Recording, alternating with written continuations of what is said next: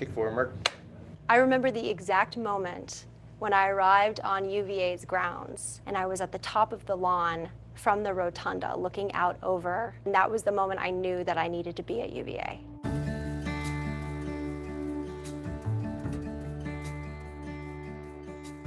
The thing that I appreciate the most, unequivocally, is the people here at the university, the individuals that give it its character. Honestly, the people. I think, there's really nothing like it. What they bring to us in terms of their enthusiasm and their love of the place is really unsurpassed. There's something about this place. UVA is special because of the relationships that it fosters. That energy and that love from students I see around me all the time. Came to grounds and did my day on the lawn. That kind of hit me, and I was walking past Scott Stadium with my dad, and I just turned to him out of the blue and I was like, hey Dad, you don't need to buy the plane tickets next weekend. I want to go here. When they asked me to come and look the place over, and I thought to myself as a good Midwestern girl, I don't want to live in the South. And everyone said, oh, but Virginia is different and UVA is different. I went there as an undergrad, so it was many years ago, but I have such vivid recollections of the lawn, the green of the lawn. First time I came down here and saw the grounds, wow. 50 years ago, and now I have that same feeling where it just gives me goosebumps to be there. I must say that everyone I met excited me. I mean, the professors that I met and even the students. So I felt I had known them all my life, or maybe let's say we could have a pajama party together. That's how exciting it was. Something that spoke volumes about maybe where UVA is now is that they built an accessible ramp on the lawn leading up to the rotunda, and I was so impressed to do that. They actually had to tinker with something that has had historic value. That visual represented that UVA was an institution for everyone. I think it's a beautiful place to go to school, so I'm really lucky. This place just holds a special piece of a lot of people's hearts, and I would hope that anyone that wanted to come here would be able to find that. Every time a new person comes to the University of Virginia and they say to me upon leaving, wow, this is a really special place.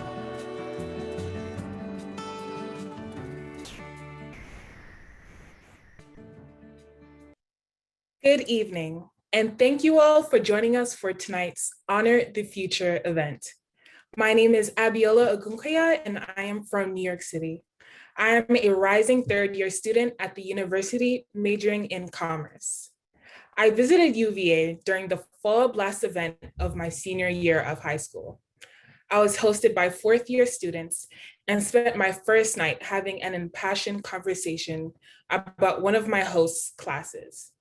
Taking that moment in, I realized how important it was for me to be a part of a community of students who are both enthusiastic about their studies and sharing their knowledge with others.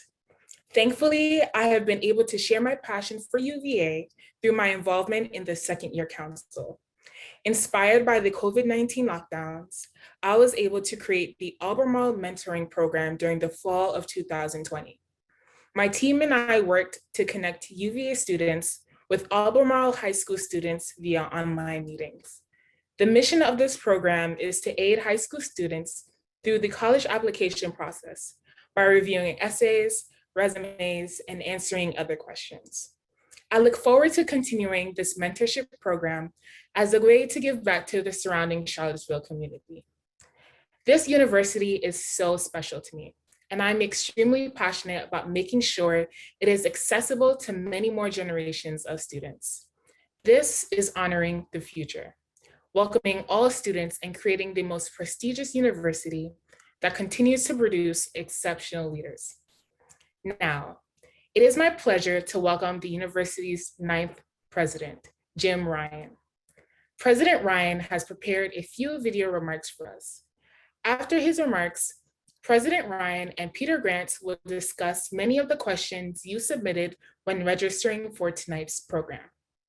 Thank you again for joining tonight.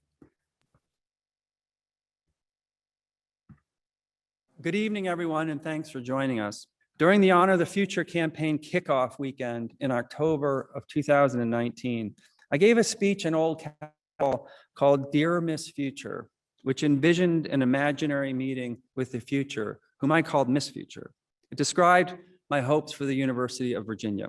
The world looked a little different to me back then. I didn't, at the time, I have to confess, own a bottle of hand sanitizer. I also thought innocently enough that I had stocked a reasonable supply of toilet paper to provide for my family. And the CDC was a website I sometimes visited to find out how long to cook pork chops.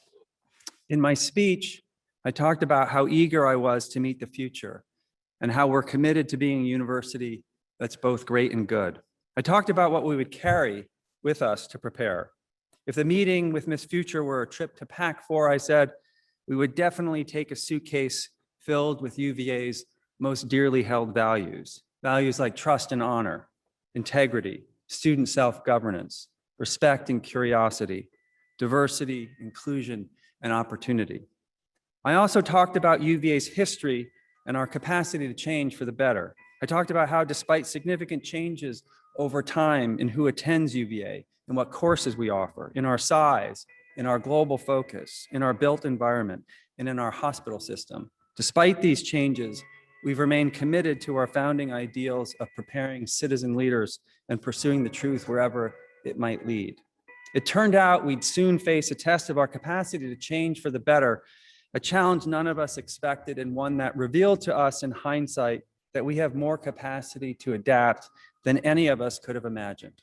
In March 2020, COVID-19 arrived in Charlottesville. We made the difficult decision to not invite students back to grounds following their spring break. We asked faculty and staff to work from home indefinitely. We put thousands of classes online in a matter of 8 days, and we made it through the spring. We then invited students back for the academic year amidst a great deal of uncertainty and not a few naysayers who told us we were acting irresponsibly and that our students would never be able to follow public health guidelines. But here's the thing, they did. And here's another thing, thousands of faculty and staff stepped up. Our researchers devised new ways of testing for the virus, from saliva to wastewater. We installed plexiglass in classrooms. We learned new meanings of the word Zoom. We housed students in quarantine and in isolation. We gained unexpected proficiency in airflow and ventilation measures. Friends like the Woodruffs, Mannings, and the Battle Foundation offered resources to fuel research and testing that would help us confront the pandemic. We relied on the extraordinary expertise, wisdom, and dedication of UVA's medical experts to guide us. We worked with our amazing athletics department to figure out how to allow student athletes to compete safely. We worked with students to reschedule graduation not once, not twice, but 3 times.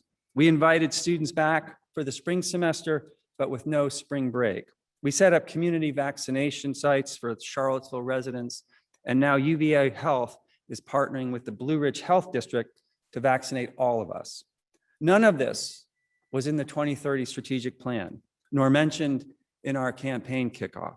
These actions weren't scheduled, arranged, or designed for. In many ways, it was hard to see how they got us closer to being a great and good university. In fact, during some of the darkest days, it felt to me like our progress was halted, our growth stunted, and that our much anticipated meeting with Miss Future would be put on pause indefinitely while we contended with an unpredictable and devastating virus.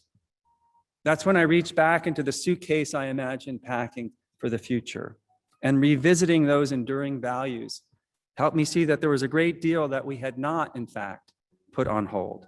It became clear that the Honor the Future campaign and what I had hoped for in my campaign kickoff speech was not only still in forward motion, but also more important than ever. I saw that we hadn't paused on our efforts to strengthen democracy. In fact, we launched a new series, the Democracy Dialogues, intended to model civil debate and discourse about some of democracy's most pressing challenges. We put together a new university-wide committee to consider and draft a statement about the role and importance of free speech.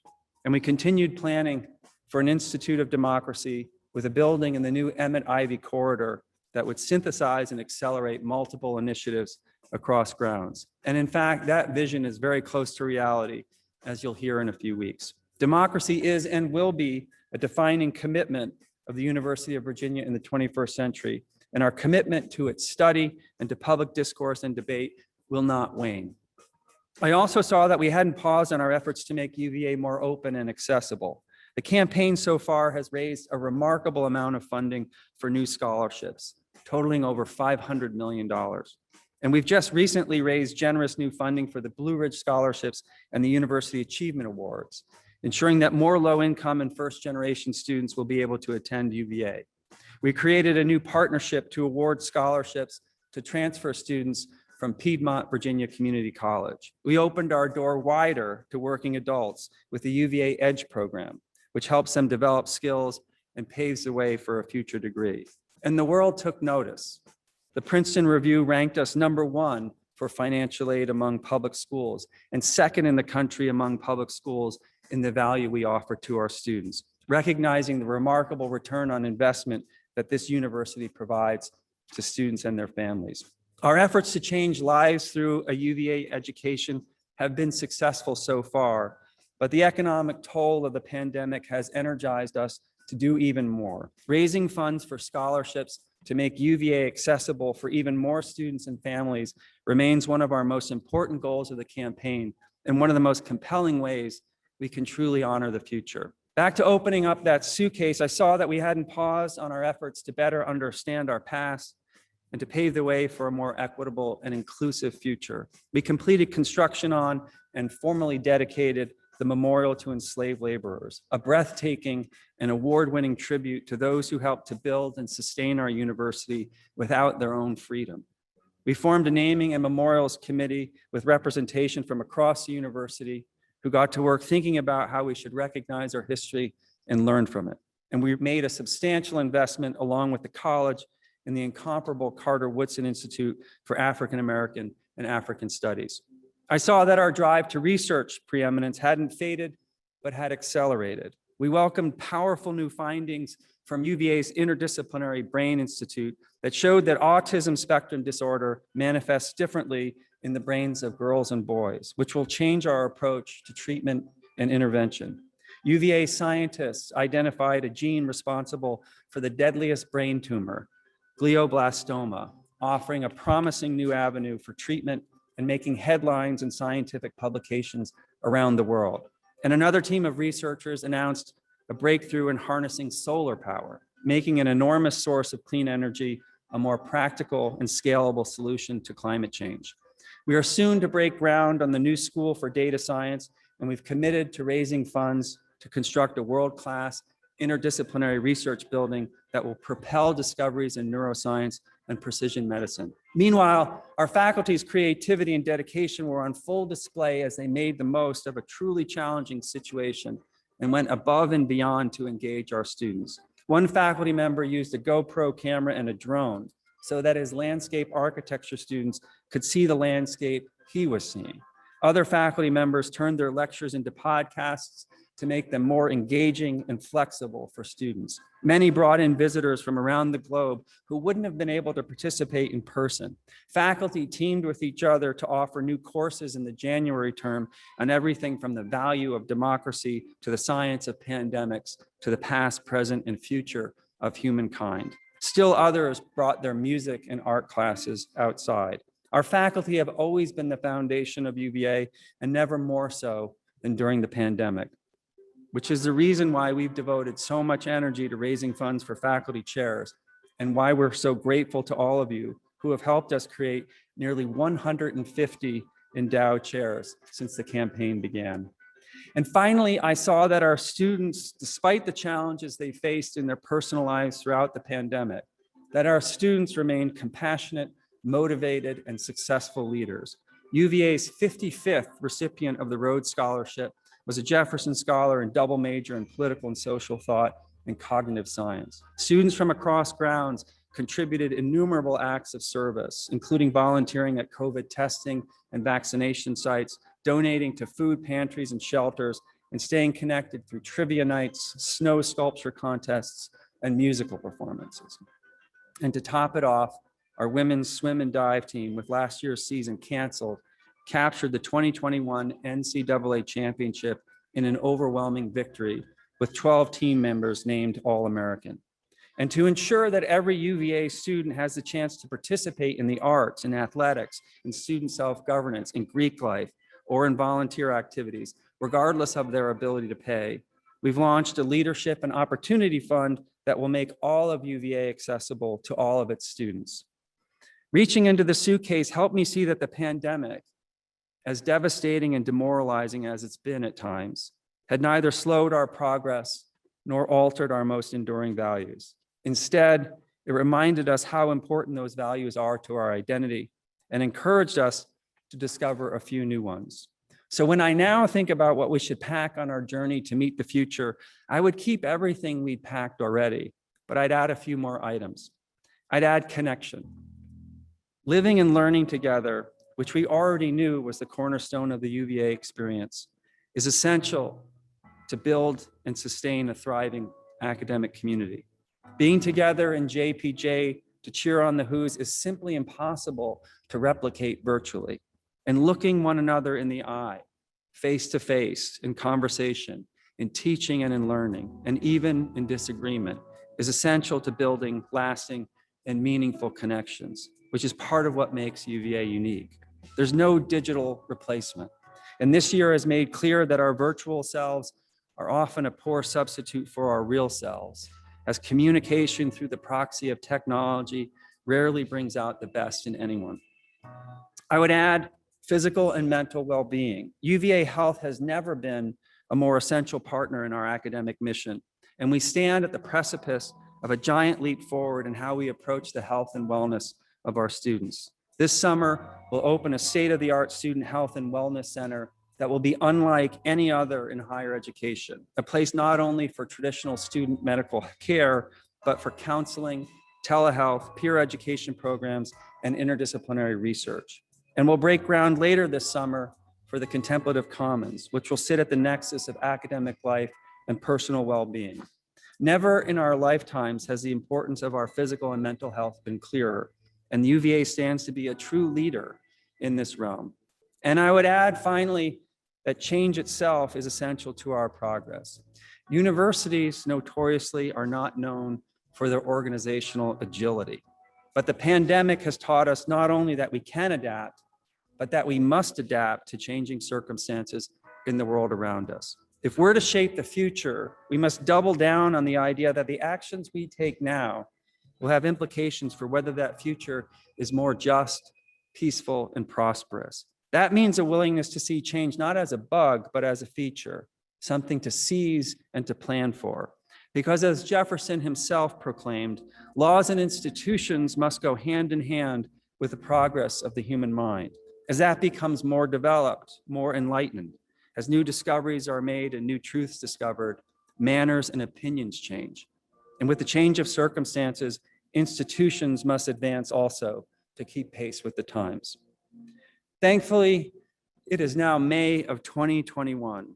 We are over the hump of the pandemic, and we are also, it bears noting, well past the halfway mark of the campaign.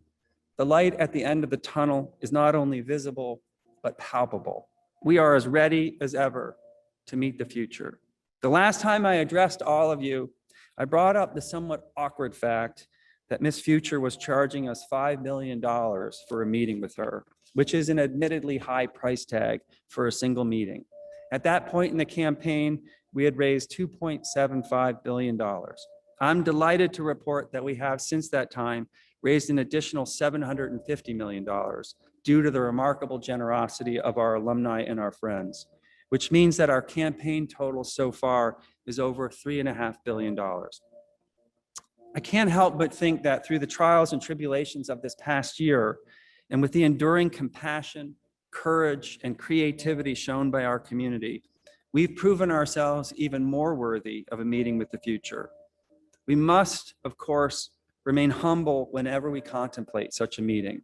We know by now that the future can be fickle, but I also believe we've earned the right to enter such a meeting with the quiet confidence of a community that has not only endured, but has grown stronger, a community that is indeed prepared to meet the future. Thank you.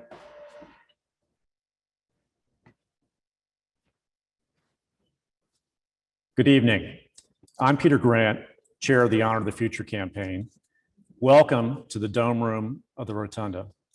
I'm joined here by President Jim Ryan, who has just shared an overview of the university's recent past and her meeting with the future. We thank you for joining us this evening, and thanks to all of you who submitted questions in advance in registering for this event. We're prepared to discuss those questions this evening.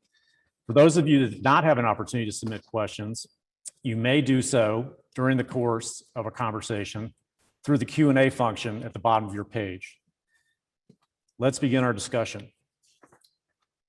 Jim, we've just come off 2 successive weekends of graduation ceremonies, I think 7 ceremonies in total. Please share your observations on what that meant to the university community after a long wait for those ceremonies. Well, first of all, Peter, thanks for being here. And thanks for all of you for joining in. So I would say it was exactly what our community needed. So we had 2 ceremonies a couple weekends ago to celebrate the class of 2020, and then 5 different ceremonies to celebrate the class of 2021. There were some new elements graduating in Scott Stadium and some traditional elements. Everyone got to walk the lawn. But there was something magical about seeing students and their parents and being together after a year and 3 months of being apart. And so I was incredibly grateful that we were able to do it, and incredibly grateful for all of my colleagues who put in hours and hours to make it possible. But to honestly, and then the fact that the mask mandate was lifted, I mean, to actually look out and see smiling faces after a year and 3 months was a total blessing. Well, good reviews all around. And I know that the students, both in the class of 2020 and 2021, were thrilled that we were able to do so. Jim, we received many questions related to the COVID pandemic, which has dominated all of our lives for the last year plus. Some of the common themes were, how has the pandemic informed your strategies for UVA going forward? And how has it impacted your strategic plan? It's a great question. So I'll talk about the second first. You know, it hasn't caused us to change our strategic plan, but it has in some ways made it clear how important some elements are. So I'll just give you 2 examples, the student experience and research. So one of the hallmarks of UVA is the student experience. And one big part of our strategic plan is to ensure that UVA students have the best experience in higher education. And the fact that even though students were here, they weren't able to gather, a lot of them weren't able to be in as many in-person classes as they would have liked or we would have liked, made me realize just how important that is to a UVA education.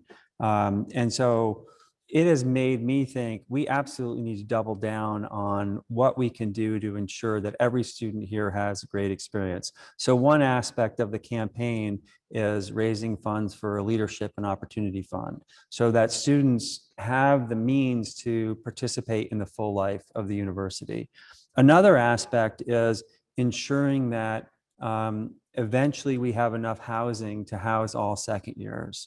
And I think, you know, if you think about this past year, not just COVID, but all the social unrest, one of the best things that we can do as a university is to introduce students from very different backgrounds and perspectives and enable them to get to know one another. And the way our housing works right now, students come in as first years, and shortly after they arrive, because we don't have enough housing for second years, they start to look for apartments, and they don't have the opportunity to get to know their classmates before they then separate. So that aspect of the strategic plan, I think, is even more important. On the research side, one of the things that this pandemic has showed is just how valuable research is to society. I mean, if you look at the research that was behind therapies for COVID and the vaccine, many of them started in research universities, including UVA. And so part of our strategic plan is to invest in key research areas like precision medicine, like the brain and neuroscience, and take strengths that we have as a university and propel them forward, including by, and part of this is a dream of mine, creating a new biomedical research building that would house faculty working in brain and neuroscience and in precision medicine. In terms of the more general way of how we're going to work going forward, we've learned an awful lot about how to work and how to work under pressure. And that will absolutely inform how we move forward. It turns out that if forced to, you can be nimble. And it turns out that thinking about work flexibly for our own employees, just like is happening across the country, is something that will continue to be a part of UVA. And then the last thing I would mention is faculty got used to using technology. I don't think anyone would say that it's a perfect substitute for being in person, but does allow you to do things that you might not be able to do in person. And the most important thing is you can bring the world into your classroom. So many faculty that I talked to brought in visitors to their classrooms from around the world that they would never be able to persuade to come to Charlottesville. And it's a small example, but I think a really important one that will, I think, enhance the educational experience of students. Terrific, thank you. Several of our participants wanted to ask, has the pandemic, as well as other national and local events, impacted fundraising progress of the campaign? If so, how and what areas have been impacted the most? So I'm grateful to say it hasn't, except in promising ways. So generally, the campaign is going gangbusters. We are over 3.5 billion towards a $5 billion goal, as I mentioned in the speech that people heard. Our total for this year is a little over $450 million, heading towards $500 million, which if we reach that would be one of the best fundraising years in history and well over our 10-year average. So we started out slow, but due to the incredible loyalty and generosity of alumni and friends, we have really picked up steam over the last several months. A lot of that is due to the incredible work of our advancement team, who have switched to the virtual world incredibly well and have had over 500 events with record-breaking attendance. The one area where we have seen a difference is alumni and friends, as I mentioned in the video, stepping up to fund research to help us deal with COVID, and also stepping up to help us deal with the economic impact of COVID on students and the economic hardships that the pandemic has brought. So, I mean, this is one of many, even though this last year and change have been incredibly challenging, this has been one of the silver linings, is you just realize what a remarkable community and how devoted people are to UVA, and how they're willing to step up to help, not just in times of prosperity, but in times of need. Yes, we're very grateful for all of our alumni and friends that have been supportive throughout the piece. Shifting gears, a question: what do you see as the university's greatest long-term opportunity, and what would you describe as the critical path to achieving it? That's a great question. If I had to pick just one, I mean, there are a couple of areas that I could talk about, but if I had to just pick one, it would be developing the Emmett-Ivy corridor. So you know this, but for people who don't know what I'm talking about, this is a 14-acre parcel that begins at the corner of Emmett-Ivy, where the old Cavalier Inn was, and heads west up Ivy Road towards Copley Road. And Copley is the road that divides where U-Haul used to be and Klockner Stadium, where the soccer and lacrosse teams play, in the baseball stadium. And just to give you a sense of the scope, 14 acres is larger than the lawn. And it is right in between North Grounds and Central Grounds. And we now have the opportunity to decide what is going to happen in that space. And that is a remarkable opportunity that rarely comes along in any university, and has the ability for us to connect two parts of our campus, two parts of grounds that have been largely separate. So we have a grand plan for what we're going to do with that corridor, including building a hotel and conference center. It's also going to house the new School for Data Science, and those projects are going to begin this summer. We would also like to house an Institute of Democracy on that site, which would pull together a number of organizations on grounds who are working on democracy and give them an opportunity to collaborate. We'd also like to have a building for interdisciplinary research and a performing arts center. And I think if we can pull those things together, and then part of the idea is for the faculty and students who are involved in those different efforts to interact with one another in ways that we might be able to predict and in ways that we can't. Not only do I think that will enhance the university, but I think it will tie together parts of the university that haven't been brought together before. In terms of how we get there, part of it is through the campaign. I'm really optimistic about raising funds for the Institute of Democracy. We are still in the planning stage for the interdisciplinary research building and for the Performing Arts Center. I mean, what we really need to move forward is an anchor gift, either through philanthropy or through state funding. Okay, thank you. Let me remind those of you out there that you are still able to submit questions by putting them into the Q&A function at the bottom of your screen. And we will try to get to some of those if we can, but we'd encourage you to do that if you have something you'd like to ask. Jim, I'm going to return to a topic that had a number of inquiries from our participants surrounding what efforts the university is taking to encourage respectful thought, debate, and the acceptance of differences of opinion. Yeah, that's a great question. And it's something that's near and dear to my heart. You know, I went to the law school here, and then I was on the faculty here for 15 years. And I thought the law school was a remarkable place in terms of fostering respectful debate among people who had very different views. The faculty was diverse ideologically and politically, and so was the student body. I think this is a challenge now, not just on our grounds, but across college campuses across the country. So a few things that we're doing.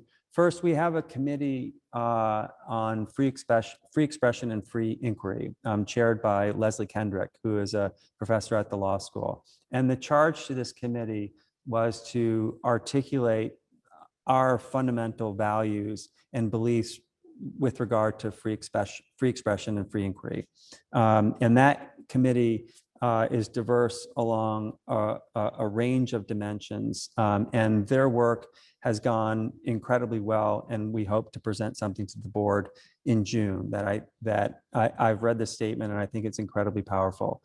We also started a series called Democracy Dialogues, where we bring people from different perspectives together to talk about issues facing our democracy. And the most recent event featured Tim Kaine and Senator Capito from West Virginia. And we plan to continue those events and hope to hold them once we're back in person in the Rotunda.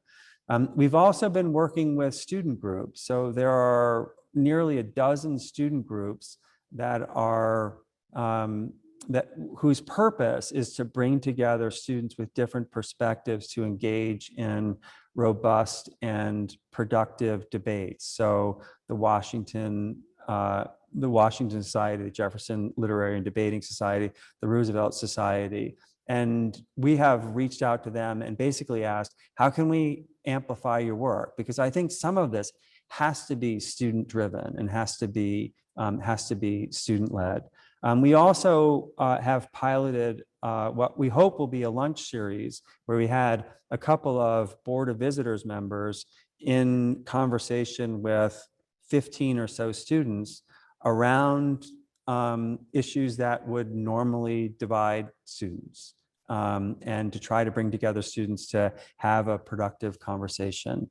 I think this is one of the most important issues facing universities today. And while it's not unique to UVA, my hope is that our response can be unique, because I believe in this university, and I believe that students and faculty here want to be in an environment where people can voice different opinions. And I'll just end with one heartening story. There were a group of students, this is connected to a documentary produced for one of Larry Sabato's classes, or maybe it was an internship, about the political atmosphere on grounds. And for the final scene of the documentary, this student brought together students from the left and the right to see, could they paint a common message on Beta Bridge?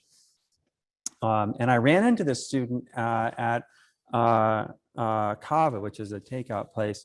And he was telling me about this. And I said, well, let me know when you're going to be on Beta Bridge, because I'm coming, because I think this is a great idea. So sure enough, they let me know. And they painted a message on Beta Bridge that said, there's common ground on our grounds. And these are people who have vastly different views.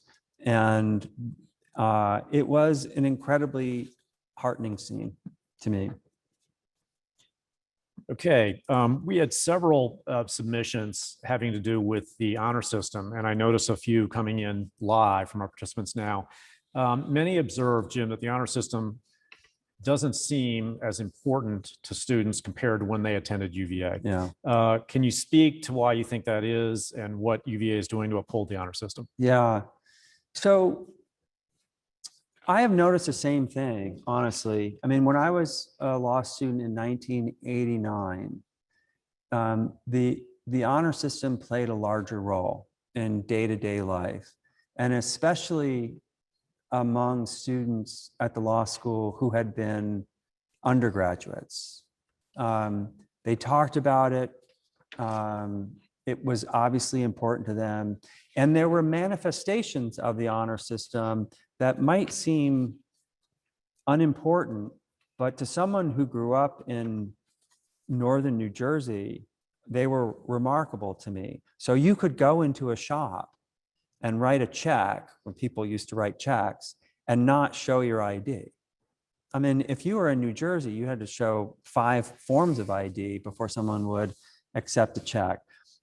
While I was on the law faculty for 15 years, it seemed to me over time, the honor system became less and less relevant. And what I've observed as president is that has continued to be the case. I don't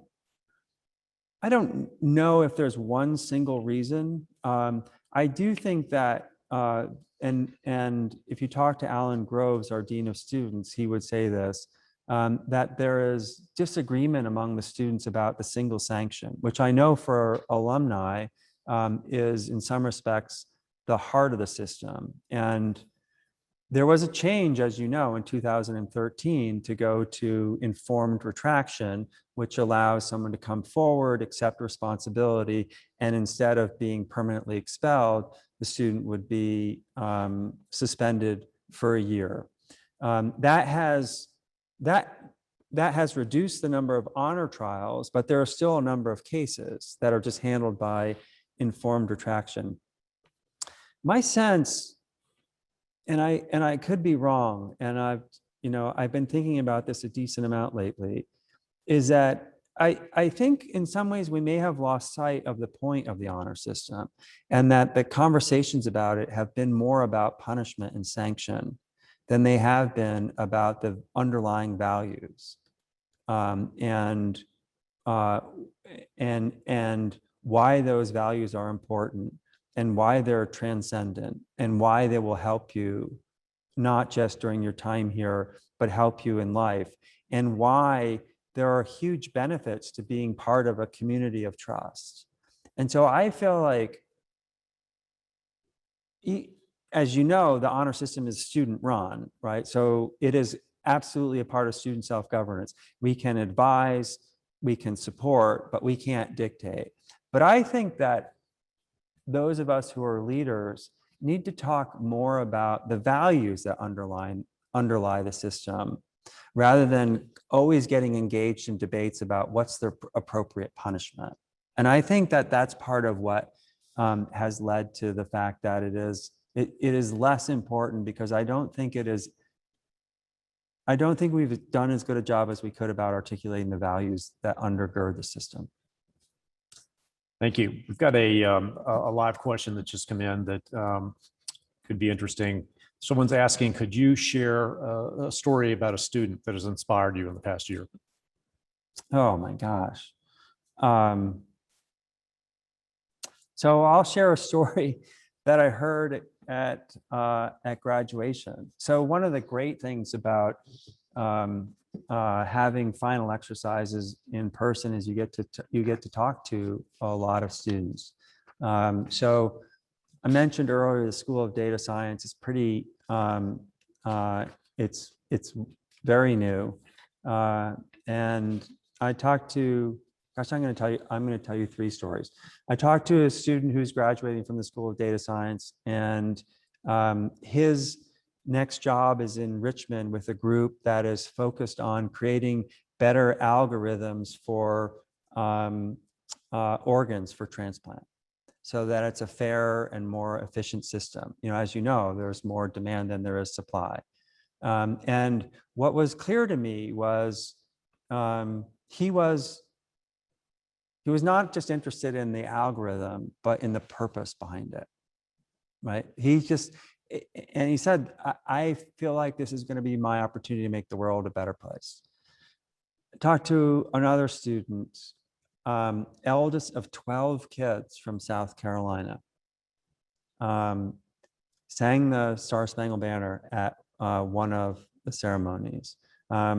He's going to work for Venmo in San Francisco. I mean, how did that happen? He said, well, you know, it's going to be an adventure, and I've never spent time on the West Coast, but I'm going to take this chance. A third student, who's an engineering student, said her mission in life is to be part of the team that enables footprints on Mars. These are the students who, those are just 3, but they're everywhere. I mean, I think sometimes if you're distant from this place, you can imagine that the students today look nothing like you or are completely different. And what you realize if you're here is that they're completely recognizable on the one hand, but this is certainly true for my case. They're a better version of you when you were a student. They are more accomplished, they are more engaged, and they are more passionate about making a mark and making a mark in the world than I can remember myself being. So, I mean, they are unbelievably inspiring. Thank you for sharing that. I think we've got time for a couple of more here before we have to wrap up, out of respect for everyone's time that's joined us this evening.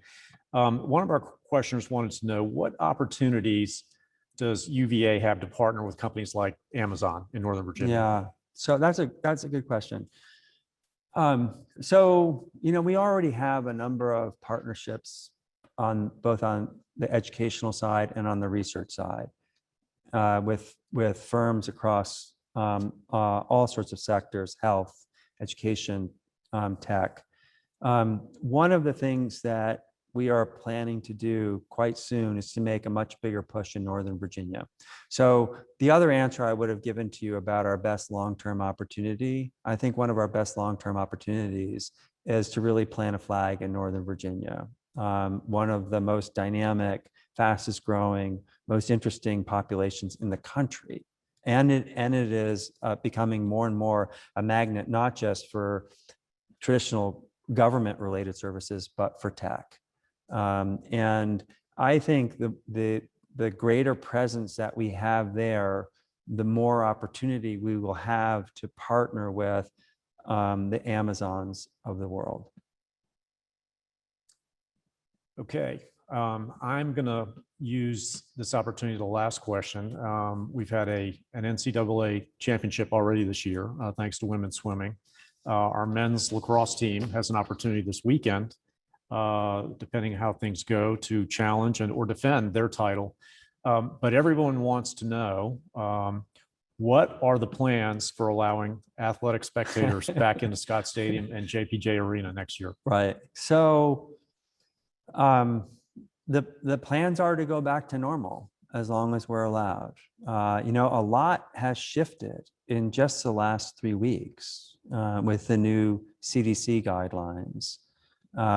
And the world is opening up again, especially for those who have been vaccinated. So our plan is to fill Scott Stadium and fill JPJ as long as federal and state guidelines allow us to do so. And there may be requirements for people who haven't been vaccinated to wear masks. But so far, I don't see anything on the horizon that would prevent us from filling JPJ and Scott Stadium. So I hope those who are listening are making plans to come to football games and later to basketball games. Terrific. I'm sure many people will be glad to hear that. Jim, any final thoughts from you before we wrap up for the evening? So I just want to thank everyone who is watching. This has been a challenging year, and I appreciate your continued commitment to and dedication to UVA. And I want to thank you, Peter, because you exemplify that more than anyone I know. And your incredibly hard work with respect to the campaign has been remarkable. And I can't think of a better ambassador of UVA than Peter Grant. So thank you. Well, thank you for that, Jim. Jim, thank you for being available to do this this evening. Thank you to Abiola for the warm welcome as we entered our event tonight. And as a special treat for all of you out there, we're going to close out with a virtual Goodall song from the University Singers, and I will turn it over to them right now. Thank you again. The good son of God is